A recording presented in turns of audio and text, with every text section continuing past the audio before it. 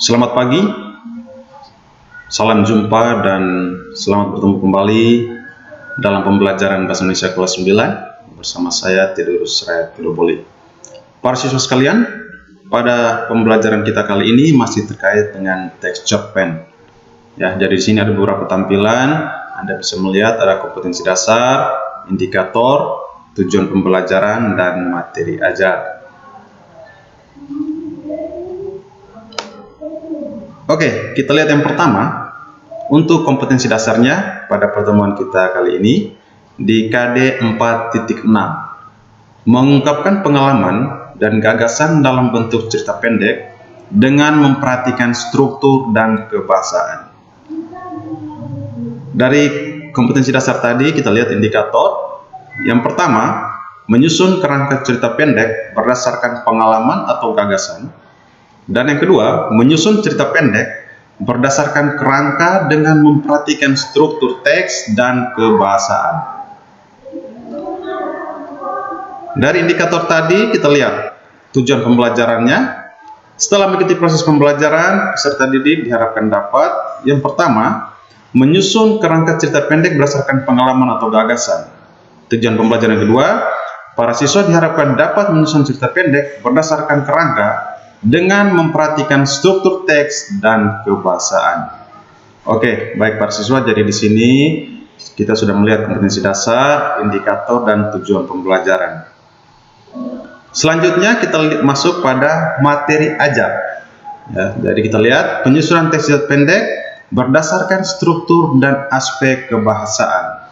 Oke, baik para siswa sekalian, agar dapat menulis atau menyusun sebuah teks cerita pendek, Anda harus memperhatikan beberapa langkah berikut ini.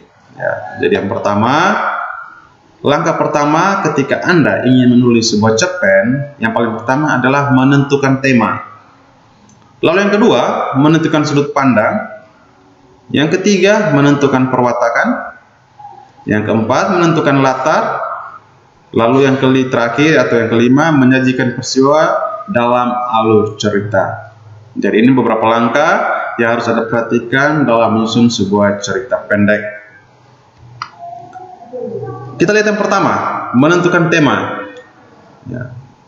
Seperti pada pembelajaran kita sebelumnya tentang tema, kita sudah lihat pada mengidentifikasi unsur-unsur intrinsik yang terdapat dalam sebuah cerpen. Ya. Jadi tema disebut juga sebagai pokok pikiran. Ya. Tema adalah sesuatu yang menjadi dasar cerita. Tema dalam cerita menjiwai cerita atau sesuatu yang menjadi pokok masalah dalam cerita. Ya, dari tema dalam cerpen itu bervariasi. Misalnya ada cerpen bertemakan cinta kasih, persahabatan, persoalan nasib, ataupun kehidupan rumah tangga. Dan masih banyak lain lagi tema-tema yang bisa kita jumpai dalam kehidupan kita sehari-hari. Yang kedua, setelah menentukan tema, menentukan sudut pandang. Ya. Sudut pandang atau point of view. Ya.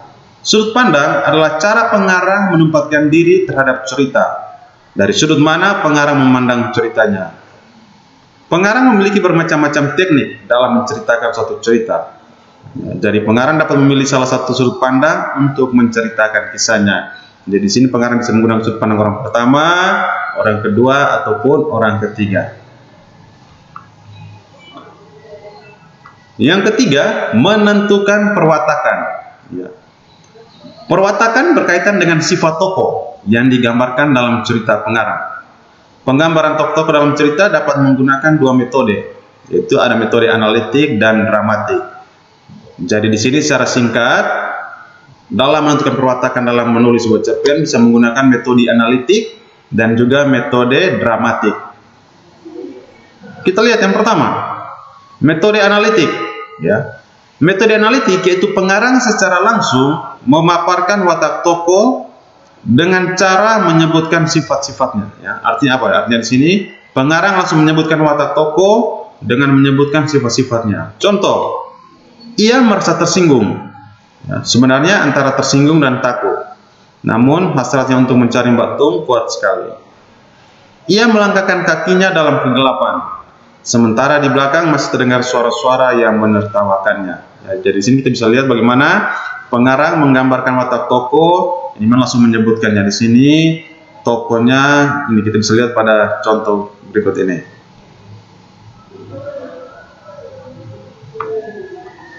Lalu yang kedua, metode dramatik. Nah, kalau tadi metode analitik itu penggambaran tokoh dengan menyebutkan wataknya secara langsung atau sifat-sifatnya secara langsung. Kalau pada metode dramatik, yaitu penggambaran watak tokoh yang tidak diceritakan secara langsung oleh pengarang, tetapi disampaikan melalui aspek-aspek tertentu. Ya, aspek-aspek itu misalnya yang pertama pilihan nama. Ya, kita lihat contoh ini. Contohnya, tiba-tiba terlintas pikiran ganjil dalam benaknya mendengar ucapan Nalis tadi. Apa mungkin harimau belang jadi turun ke dusun gara-gara hutan rimba di sini semakin sedikit? Pikiran ini menyelinap karena tiba-tiba Menno teringat berita di TV yang pernah dia nonton. Ya, jadi kita lihat di sini pemilihan nama Menno dan Nalis dapat diketahui bahwa tokoh tersebut merupakan orang yang berasal dari lingkungan suatu daerah. Ya. Yang kedua, dalam menentukan perwatakan, yang kedua bisa juga melalui penggambaran fisik. Ya, nah ini misalnya cara berpakaian, postur tubuh ataupun reaksi antar tokoh. Ya, kita lihat contohnya. Pada suatu hari ketika pulang dan melewati kedai gulai kambing kakek Leman, seorang laki-laki tua yang selalu memakai udeng Jawa di kepalanya, Gito dipanggil oleh kakek Leman. Gito diberi makan, lalu seperti biasa disuruh membersihkan rumput di pekarangan belakang kedai. Ya, kita lihat di sini bagaimana penggambaran fisiknya. Ya, ini kita lihat pada contoh ini. Lalu yang ketiga, penggambaran melalui cakapan, ya. Dalam hal ini baik dialog maupun monolog. Watak tokoh cerita dapat diketahui melalui dialog antar tokoh dalam cerita. Ya, kita lihat ini contoh, ya. Di sini para siswa atau Anda bisa melihat contoh cakapan, ya, dalam penggambaran watak tokoh. Ya, ini di sini sudah tersaji.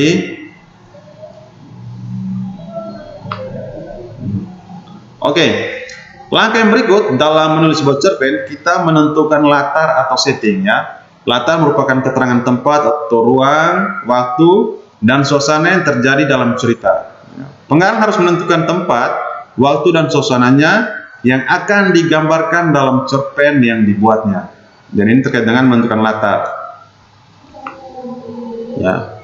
Lalu yang terakhir, dalam menulis sebuah cerpen, menyajikan peristiwa dalam alur cerita. Ya, kita sudah pelajari sebelumnya, alur merupakan jalinan atau rangkaian peristiwa dalam satu cerita yang memiliki hubungan sebab akibat. Ya, jadi alur ini terbagi atas 5 tahap. Ya, di beberapa pertemuan kita terdahulu kita sudah lihat bagaimana tahapan-tahapan alur. Yang pertama kita lihat tahap pengenalan peristiwa. Yang kedua tahap pemunculan konflik. Lalu ketiga tahap peningkatan konflik. Lalu keempat tahap puncak konflik, dan kelima tahap penyelesaian. Oke, kita lihat yang pertama. Pada tahap pengenalan ini, ya, merupakan tahap pembuka cerita. Ya, biasa diawali dengan pemberian informasi awal, ya, yang dimana terutama berfungsi untuk melandasi cerita yang dikisahkan. Ya, bisa disebut sebagai tahap pengenalan peristiwa. Setelah itu, yang kedua tahap pemunculan konflik. Tahap ini merupakan tahap awal munculnya konflik. Ya. Konflik itu sendiri akan berkembang menjadi konflik-konflik pada tahap berikutnya. Nah, setelah tahap munculnya konflik, tahap yang ketiga, tahap peningkatan konflik. Ya. Konflik yang telah dimunculkan pada tahap sebelumnya semakin berkembang. Peristiwa yang menjadi inti cerita semakin mencengangkan dan menegangkan. Ya. Lalu yang keempat, tahap puncak konflik. Konflik-konflik yang terjadi atau ditimpakan kepada para tokoh cerita mencapai titik intensitas puncak konflik. Ya, jadi sini klimaks sebuah cerita akan dialami oleh tokoh utama yang berperan sebagai pelaku dan penderita terjadinya konflik utama. Lalu yang terakhir tahap penyelesaian. Ya, jadi konflik yang telah mencapai klimaks diberi penyelesaian. Ya, jika ada konflik-konflik tambahan juga diberi jalan keluar lalu cerita diakhiri. Oke, baik para siswa sekalian. Demikian beberapa langkah-langkah yang dapat Anda perhatikan dan Anda pahami dalam menulis sebuah cerpen, ya. Jadi diawali dengan menentukan tema, lalu menentukan sudut pandang, lalu menentukan watak tokoh, menentukan latar setting, dan terakhir Anda menyajikan dalam alur cerita. Jadi itu beberapa langkah yang perlu Anda perhatikan, Anda kuasai agar Anda bisa menulis sebuah cerpen. Ya, jadi semoga pada pembelajaran kali ini para siswa sekalian bisa menulis cerpen dengan memperhatikan langkah-langkah penulisan cerpen yang sudah kita pelajari tadi. Semoga materi kita hari ini bisa Anda pahami dengan baik. Sampai jumpa lagi pada pertemuan kita berikutnya. Terima kasih, salam sehat, dan sampai jumpa.